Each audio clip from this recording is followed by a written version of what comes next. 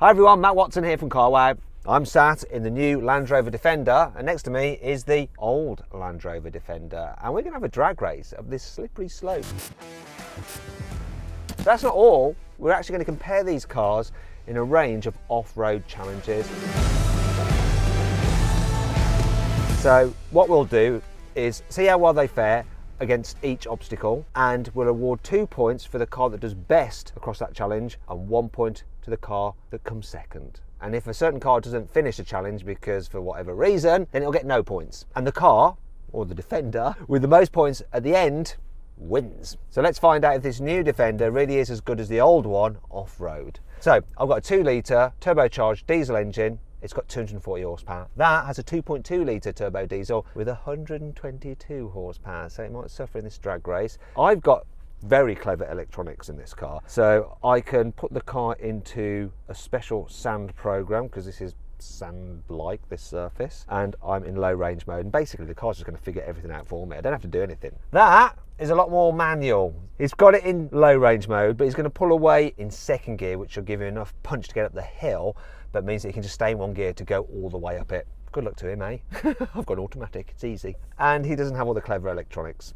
There's no lockable front or rear diffs in either car, just a lockable centre diff. He's got that locked. The car will decide when and if he wants to lock the centre diff on this. Anyway, let's get on with it, but before we do, please make sure you subscribe to this channel and hit the bell icon to turn your notifications on. That way you will not miss a single upload. Here we go, let's do the race then. 3, 2, 1, go! Oh, he got a head. I'm off now. Blimey heck. Oh, my balls were big then. I was snoozing on the line and then I just floored it, and then it's bouncing all over the place. I thought I might go off into the side and damage the car, but I'm just thinking about the horrible phone call I'd have to make to Land Rover UK about what's happened to their car, but I thought they'd rather that than it lose against the old Defender in a drag race up a hill. Fortunately, I didn't smash it up, and it won. So then, clear win for the new Defender. 2 points to this, 1 point to the old car. For this second challenge, we're going to do the exact same thing, only in reverse. The idea is to be the slowest rather than the quickest down the hill. So the last car to pass the cone with the white on it wins. Simple as that. Now this car can do pretty much everything for me. I'm going to move the terrain response system into auto mode, so I'll have hill descent control, just engage automatically, and I can alter the speed at which that operates using this toggle switch. Dead simple.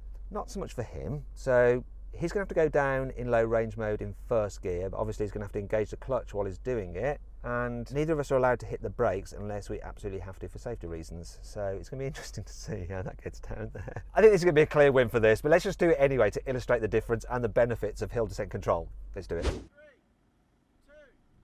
1, go! Pull off the brake. Come on!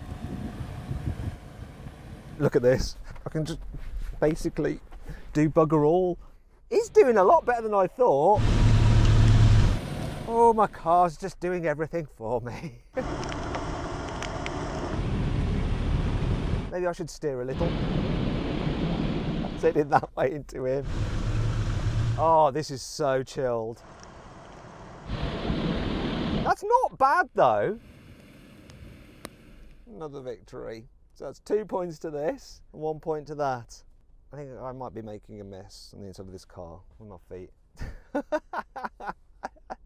The third challenge is all about manoeuvrability, which is important when you're off-roading. Now I've jumped into the old Defender. This car actually costs £33,000 if you want it. It's a 2014 model. That Defender starts from £44,000. So that particular car we've got there with that engine and the SE trim is £56,000.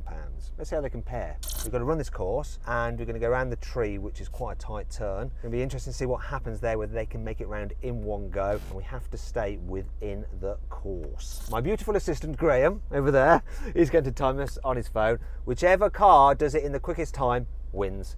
Simple. 3, 2, 1, go! Go on, blast away.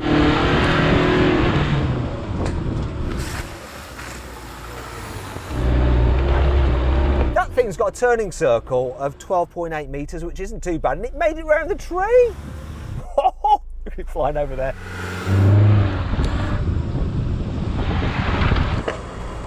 What did he do, Graham? 25.10. 25.10! Right, I'm going to beat that. I think you might. Really? Yeah. Come on, old Land Rover. I've got my diff lock off for this because it'll help with manoeuvrability at the top end there where I've got to do the turning. I don't know what to do with that. Oh, there's no room in this place. I'll do. 3, 2, 1, go! Ooh, traction. Whoop. Whoop. Whoop. Ah! The brakes are awful. Come on, what the hell? Bollocks! This turning circle is rubbish! Come on! 14.4 metres. Oh, that's too low a gear, come on.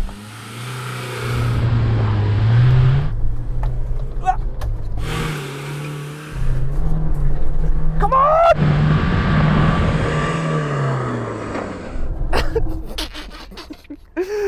That was bonkers. Well, the good news or the bad news? The good news is I didn't crash it. The bad news is I didn't win, I bet. 31.68. It just wouldn't go round at the top. Anyway, another win for the new Defender. So that's 2 points to it, 1 point to this. So far this has got 3 points, that's got 6. Now we come to the fourth challenge, which is scaling a steep and slippery slope because it's got various exposed rocks in it which look a little bit greasy. Now the new Land Rover Defender is going to go first. So both these cars are in low range mode. This one, I've put the central diff lock on. That car's in automatic mode, so it'll figure out whether it wants to use its central diff lock or not as it's going up the slope. Also, it'll use its stability control to stop wheel spin as it's going up there. This one is all down to me and my skill or lack thereof. So this car is actually the lightest. It's just under 2.1 tons. That's 2.4 tons. In terms of torque for pulling power getting up there, this has 360 newton meters. That has 420 newton meters. Will that have an effect? I don't know. Or will the tyres? I don't know. We're going to find out. Let's just get on with it. Okay then, Mr. New Land Rover. Do you want to get on and climb that slope? I don't know why I went all northern. Land Rover's a Midland company, isn't it? It should be. Alright, mate, are you ready? Do you want to go up that slope? Go on, get up there.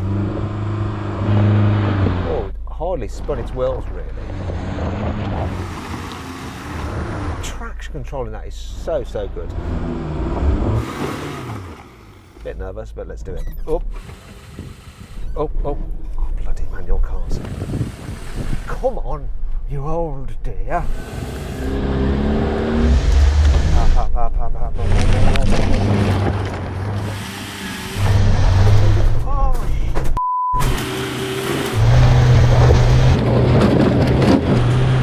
What a racket and what a load of wheel spin. I made it up, but there was a moment where I wasn't convinced that I would. Let's find out from Graham what he thought. How did that go? Not well. Didn't feel great. That wasn't my fault just being crap, was it? It was just... No, you done what I asked. So you were all right there. It's just got a lock-in centre diff, so no traction control. So that was just pure two-wheel drive. Two-wheel drive? One wheel on each axle. Oh, yeah, exactly. So this comes last. 1 point to this, 2 points for the new Defender. So after 4 challenges, it's 8 to the new Defender and just 4 to this one so far. Oh dear. Now we come to the 5th challenge, and this is all about wheel travel and approach, breakover and departure angles, because we're going to drive a course where we're going to go down this hill and the cars are going to go up a side slope, so they'll have their wheels in the air. Then we're going to drive around the back over a hill, then over another hill, then up another side slope. Once again, the cars will end up with their wheels in the air, and we'll see how they get on. I'm going to run in first gear, low range. He's in low range. Let's see if we can do this. Already he's got his rear wheel up in the air a bit. God, I don't want that there. There's not much room in this car. You end up banging your elbow on there as well because the door's so close. So I'm going to be like just using brake and clutch really. That car has air suspension. And fully independent suspension. This has rigid axles, which should help keep a wheel on the ground, and it should have really good wheel travel. It's doing all right, the new Defender. Come on, oh, Good job this has got anti-stall, which stops the engine stalling. Even when you've got the clutch engaged and you're hardly moving, it just gives a bit more revs to the engine. Oh, that's quite easy. Let's move around over this hill. So, the approach angle of the new Defender is 38 degrees. This one is 50. This has no pedestrian protection, that does, so that's one of the reasons for that. But the breakover angle for the new Defender is 28 degrees and it's 27 for this, so that is slightly better. And the departure angle of the new Defender is better. It's 40 degrees, whereas for this it's 34. Oh no, I'm going to do this. Am I going to be able to turn around? This turning circle is so bad. Ow, I just banged my bloody elbow. I have to do a 3-point turn. Typical. He made it round in one go. Oh, this is easy peasy. I can just chug up here. Look at this. Oh, yes! Hopefully I won't break over. Well, got to line this up properly. Let's see what his wheel travel's like compared to this. If his wheel is in the air higher than mine, it means it's not as good. I think I might have the better of him here. Could be a win for the old dear. Let's find out. Graham, Yes. which car won? I think it was a tie. What? This one? Come on. No, this is designed to do that. Yeah. It's got long travel suspension on it. So it won. It won. Yeah, we'll give it. It bloody won. I'd give it 1 point more than that one. Okay, there we go then. So Yeah. this had its wheels in the air less, so it more meant more grip. Wheels on the ground mean more traction, which is what you want from your 4x4. Yeah. That uses electronics to help it, so it's not just spinning away power. But this one, all wheels on the ground. Yeah. So yes, 2 points to this old Defender and just 1 to the new one. That means 9 points in total to the new Defender and 6 points to the old Defender. Now we come to the 6th and final challenge, and what we're going to do is drive up some steps, do a 3-point turn and come back down again. So this is going to test the chassis articulation of the vehicles and the ground clearance, and this new Defender certainly wins out on paper. It's got ground clearance of 291 millimeters. You can actually raise its air suspension even higher in emergencies if you really need to get yourself free. That old Defender doesn't have such an ability to do that because it's got normal coil spring suspension, so it could struggle. Also, its ground clearance is nowhere near as good as this to begin with, 245 millimeters. What I'm going to do, though, to give me another advantage, is put the terrain response into rock crawl mode, and I've got my clear sight camera working, so it's basically a camera which looks forward and it can see what's underneath the car, so you know exactly where to put your wheels. All the modern tech helping me out. Poor old Land Rover doesn't have that. Go on then, let's do it. This is going to be much easier for me than him. Let's have a look at what he's doing. You can really see the chassis working away. The body's not moving much, but the suspension, the axles and everything else are just twisting. Oh, I hope he's got his central diff lock done because his wheel's spinning there. Come on, give it some power, matey boy. Oh, look at that! Is he going to get up there at all? Game over. Cross-axled.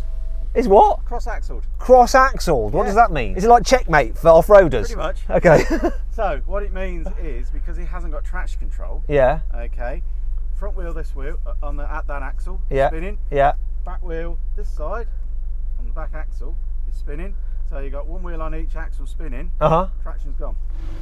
Let's see how easy it is for the new Defender. If it makes it up here dead easy, this is going to be the perfect video to show anybody who says that the new Defender isn't as good off-road as the old one. Look at that. Walk in the quarry. I'm going to go back down it. I'll let the old Defender see what it wasn't able to do. La la la, this is just so easy. Oh, I was getting a bit carried away there. That's the thing about this. It is so easy and so comfortable that You can get a bit carried away. I think that was obvious, wasn't it? So no points for the old Defender, couldn't even get up there. 2 points for this. So 11 points overall, 6 for that, clear winner. I'd agree with that. Now a lot of people were worried that this new Defender with its unibody chassis and air springs and independent suspension would not be as good off-road as the old one. Nonsense. People just don't like change, do they? That's it. The only people that don't like the new Defender are people who haven't driven it yet.